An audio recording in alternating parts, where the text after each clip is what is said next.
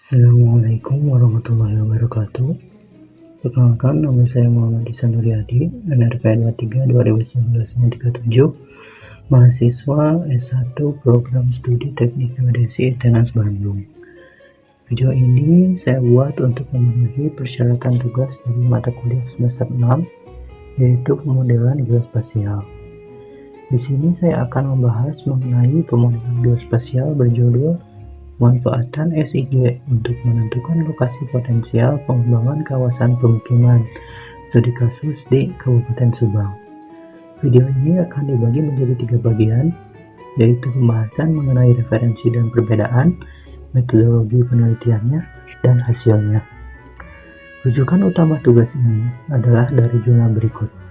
Bisa diunduh di link yang telah saya tempel di bagian deskripsi. Nah, berikut ini adalah metodologi penelitian dari rujukan tadi. Dari sini ada beberapa bagian yang berbeda dengan yang dilakukan oleh saya. Pertama, dari penggunaan data, yang seharusnya terdiri dari 7 data berikut. 3 diantaranya yaitu daya dukung tanah, ketersediaan air, dan kerawanan bencana saya hilangkan karena kesulitan saat mencari data dan pengolahannya. Kemudian ada pula perbedaan dalam teknik AHP-nya yang akan sedikit dibahas setelah ini. Terakhir adalah validasi, yaitu saya tidak melakukan overlay RT/RW dan tidak dilakukan juga survei lapangan. Yang tadi telah disebutkan mengenai perbedaan teknik AHP ini, kita bahas sedikit terlebih dahulu.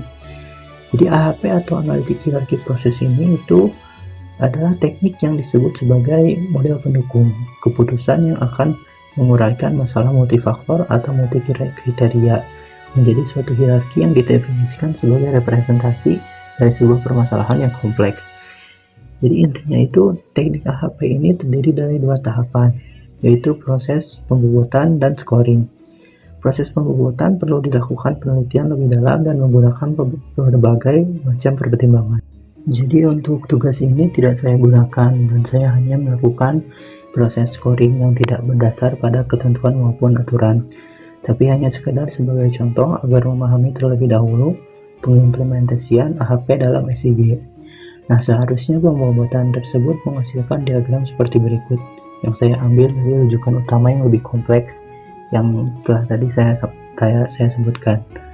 Maka dari itu, teknik AHP yang saya gunakan tidak sempurna dan hanya sebagai simulasi dalam menyelesaikan tugas ini, sehingga saya hanya menggunakan proses scoring yang tidak berdasar pada aturan apapun. Kemudian pembahasan selanjutnya adalah metodologi penelitian. Berikut ini adalah metodologi penelitian yang telah saya lakukan, di mana data yang digunakan itu terdiri dari 6 data yang kebanyakan hanya dilakukan clipping dan buffer. Ada satu tahapan yang saya lewatkan dan juga tidak disebutkan dalam rujukan utama, yaitu proses topologi. Di proses topologi ini seharusnya kita mengubah data-data SHP kita menjadi data dalam database. Kemudian diberikan topologi rules, contohnya ada mass node overlap, mass node have gaps, mass node intersect, dan lain-lain. Fungsinya agar proses analisis yang kita lakukan akurat dan dapat dipertanggungjawabkan hasilnya. Namun karena kali ini saya melewatkan proses tersebut, maka setelah melakukan buffering dan pemberian skor, saya langsung melakukan proses union. Setelahnya, didapatkanlah peta lokasi potensial pengembangan kawasan pemukiman. Pembahasan selanjutnya adalah hasil dari proses yang telah saya lakukan. Berikut adalah hasil layout dari peta yang telah didapatkan. Yang perlu diperhatikan adalah yang difokuskan di sini yaitu mengenai legenda, di mana di sini terdapat 3 kategori dari peta tersebut, yaitu berpotensi, cukup berpotensi, dan tidak berpotensi. Maksudnya adalah perihal tingkat potensi untuk daerah sekitar itu dijadikan sebagai perumahan, diwakilkan oleh warna hijau, kuning, dan merah. Masing-masing dihitung dengan satuan hektar, dapat dilihat sebagai berikut. Yang totalnya adalah sekian hektar yang diberi warna merah.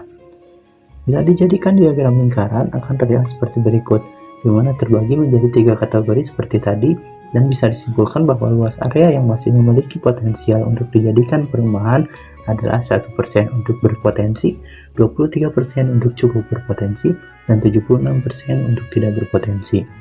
Demikian penjelasan ini saya paparkan. Berikut adalah data yang saya gunakan dalam pengerjaan tugas ini beserta sumbernya. Sekian dari saya, terima kasih banyak atas perhatiannya dan mohon maaf karena masih banyak kesalahannya. Assalamualaikum warahmatullahi wabarakatuh.